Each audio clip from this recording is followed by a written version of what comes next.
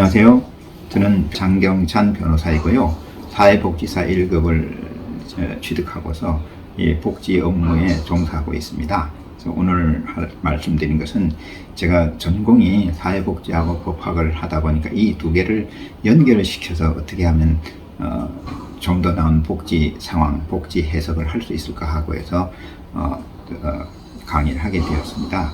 여러분들이 아시다시피 사회복지는 과거에는 어떤 시혜적인 혜택으로부터 출발해서 급부의 중심을 두고 급부의 내용에 아마 중심을 두었을 거라고 생각이 됩니다. 그러나 점점점 문화 수준도 올라가고 그다음에 국가의 부가 형성됨에 따라서 사회복지가 그야말로 전문적인 영역으로서 출발되었다는 점을 말씀드리겠습니다. 그래서 교과과정도 과거와는 달리 저희들이 대학을 다닐 때 복지는 그루복이라든지 계수이나 이런 걸 했습니다만 요새 와서는 크게 나눠서 사회복지 정책, 행정, 더 나아가서 사회복지 법제도로 이렇게 구별돼서 강의를 되어지고 있는 것 같습니다.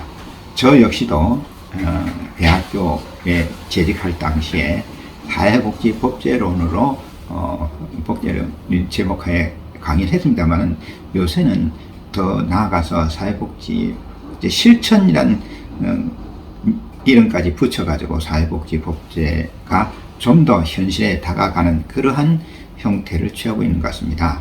그러나 사회복지 법제론이라는 것 자체가 여러분들이 단어가 갖고 있는 것처럼 사회복지와 법이 결합되는 것입니다. 그래서 사회복지의 이념과 현실도 필요하지만 법에 대한 이해 또한 필요하게 되어 있습니다. 그러나 현실적으로는 지금 대학 교육 과정이나 이런 데서 보면 법학은 법학대로, 그 다음에 사회복지는 사회복지대로 각각 이 논의가 되고 있어서 이 양자가 결합되는 게 상당히 지금 어렵다고 생각되는 부분이 많이 있고 현실도 그렇습니다. 그러나 지금 요새 최근에 이르러서 대법원에서의 판결들을 이렇게 훑어보면은 사회복지에 관한 대법원 판결은 굉장히 중요성을 가지게 될 뿐만 아니라 여러분들이 조금 생소한 단어가 될지는 모르겠습니다만 전원합의체라는, 즉 대법원장님 이하 대법관 전원이 나와서 그 사건에 대해서 심사를 하고 심의를 해서 결정을 내리는 판결을 하는 그러한 사건이 다른 사건 유의 전원합의체 사건보다도 좀 비율이 높다는 것이 되고, 그 다음에 그 중요성이 날로 커지고 있는 점에 있어서 우리들이 사회복지하고 법학을 서로 결합해서 할 필요가 있다고 생각이 됩니다. 그래서 사회복지와 법제가 이렇게 결합된다고 물리적으로만 결합돼서는 지금 되는 것은 아니고 그 이념과 그 다음에 체계나 이런 것이 서로 융합될 수 있도록 해석이 되어야 됩니다. 근데 사회복지 법제와 사회복지 자체가 어디서 그럼 이게 출발했냐면 가장 기본적인 것은 헌법의 이념에서 출발되고 있기 때문에 사회복지를 하시는 분이나 법률을 전공하시는 분에도 헌법의 이념을 떠나서는 이게 성립될 수 없는 제도인 것입니다. 특히 우리나라는 사회복지 헌법 자체에서 사회복지 증진을 약속하고 있고요. 그 다음에 거기에 대한 경우로서 근로복지라든지 그 다음에 청소년이라든지 노약자 보호라든지 등등의 제도를 둘 수 있도록 이렇게 헌법에 기본적으로 정해놓고 있습니다. 그래서 이제 이 많은 방대한 양을 한꺼번에 말씀드릴 수가 없어서 오늘은 사회복지의 기본적인 개념의 법제론의 출발에 법 체계를 먼저 말씀을 드리도록 하겠습니다. 첫째, 사회복지 법제의 기본적인 체계는 무엇보다도 아까 말씀드린 대로 헌법의 기본 개념을 먼저 이해가 돼야 된다는 것입니다.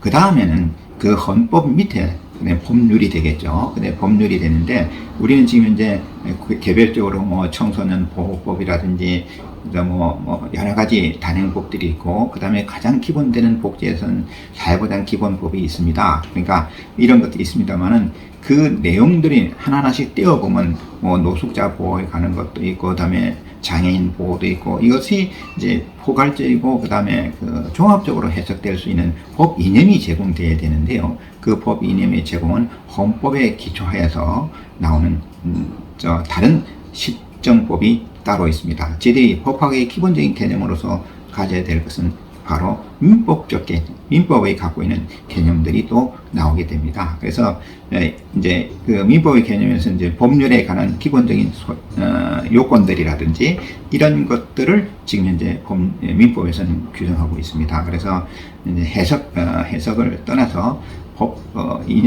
민법의 개념을 하나씩 여러분들이 검토해야 되는데, 그 민법의 개념 중에서 우리의 복지와 관련되어 있는 것은 그 소위 말해서 복지에서 수급권이라고 하는 것, 이 수급권이라고 하는 개념 자체가 권리 의무의 하나의 표현에 불과합니다. 그러니까 수급권은 결국은 국민으로서는 국가나 또는 공공단체에서의 어떤 시설 또는 또 뭐 급부, 예를 들어서 뭐 연금을 달라고 한다든지 의료보호를 받아야 된다든지 장애인 보호를 시설을 이용해야 된다든지 이런 것들이 하나의 급부의 표현이고, 그 다음에 그게 권리로서 표상이 되는 것이고요. 그 다음에 거기에 대항되는 것이 의무입니다. 그래서 권리 의무의 범위가 지금 현재 가장 중요한 의미의 법학에서, 특히 사회복지법에서는 개념이 지어져야 되는데요.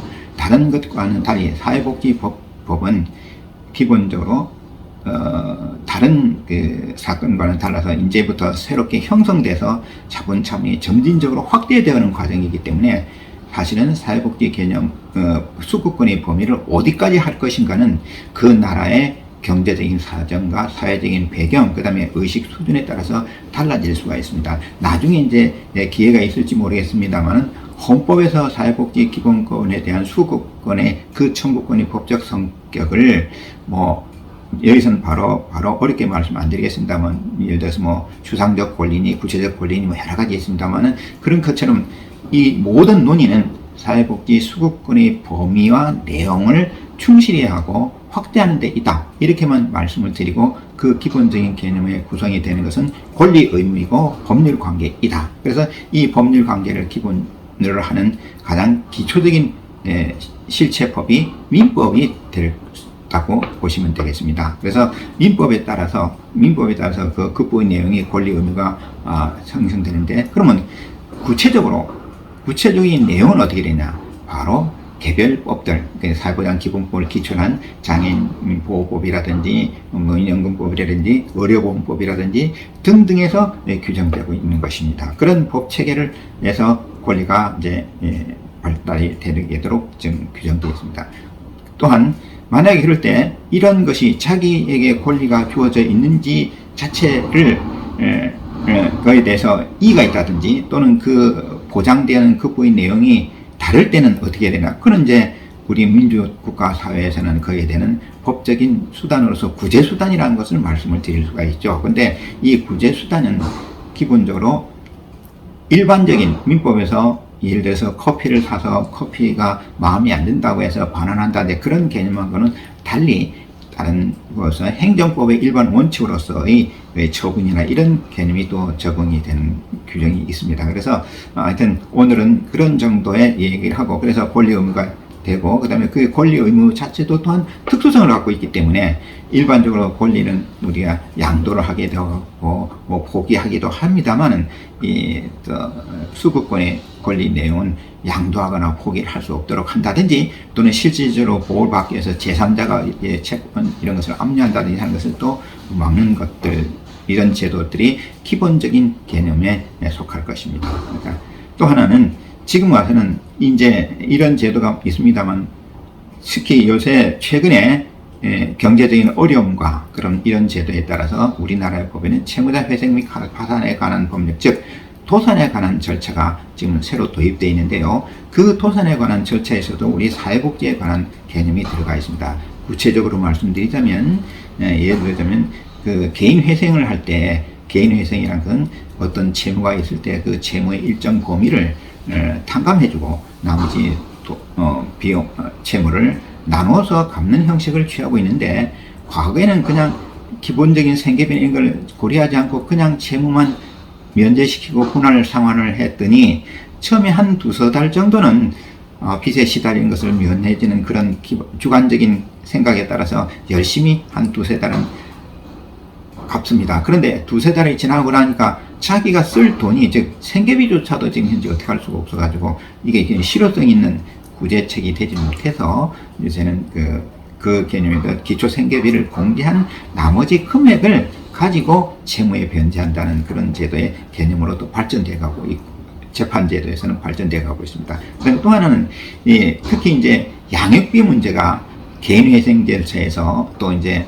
대두되고 있는데, 그것은 좀 너무나 좀 전문적인 얘기가 되겠습니다만, 그래서 이런 여러 가지 사례들이 여러분 사회에서 하나하나씩 나타나고 있을 뿐만 아니라 그것이 결국은 법적으로 규제되고 그 다음에 정리되고 구제되어진다는 그 점에서 본다면 결국 사회복지와 법은 뗄 수 없고, 그 사회복지 내용을 현실화 구제하는 법의 개념 또는 법의 내용을 좀 더 명확하게 하고 구체화하고 확대한다. 결국은 입법권의 작용이 되는 것입니다. 그래서 이것이 입법권의 작용이라는 것은 결국은 국회의 권한 또는 의무가 될 수도 있고, 그래서 모든 것이 이렇게 연결되어 있는 그런 전체적인 체계를 갖고 있어서 하루아침에 이걸 다 이해하기는 어렵지만은, 제가 이제 오늘 첫 강의에서 사회복지와 법제의 기본적인 개념은, 사회복지는 결국은 법의 테두리 범위 내에서 법의 내용 안에서 이루어지는 것이고, 그 법의 범위 내에서 구제가 이루어진다는 것을 말씀드린 것으로 오늘 간단한 소개를 올릴까 합니다. 감사합니다.